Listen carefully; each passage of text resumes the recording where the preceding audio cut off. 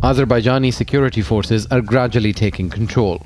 In social media posts, soldiers and policemen are showing recently vacated Khojale and Khankendi, known as Stepanakert to Armenians. And more leaders of the self-declared Republic of Artsakh have been arrested while attempting to cross the border to Armenia. David Manukyan was a leading commander of the separatists. Azerbaijani officials say he participated in organizing and managing armed groups in their territory with weapons and explosives. Another leader faces up to 14 years in prison in the case of financing terrorism. The former foreign minister has also turned himself in.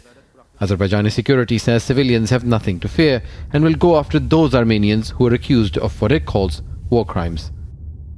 We are inviting everyone to stay, even the people living in Armenia, because all of the conditions will be provided for them to stay on their cities.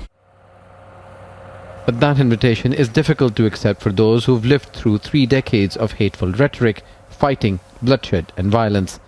In just a few days, more than 2/3 of the ethnic Armenian community has already left.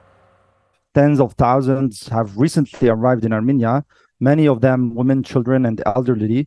They are tired, cold, hungry. Some of them, they've been stranded throughout the Latine corridor on the way to Armenia.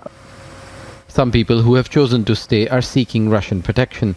But most parts of what was known as Artsakh are eerily silent. Azerbaijan is committed to making this region safe, not only for Azerbaijanis, but for all the nationalities, and mostly for the Armenians who also lived here in the region for a number of years. And it was never an intention for the Azerbaijani government for them to leave. Baku says it's created a working group for reintegration, which will cover social, humanitarian, economic and infrastructure issues in the Karabakh region. Only a few thousand, if any, ethnic Armenians will be left in what was once Nagorno-Karabakh.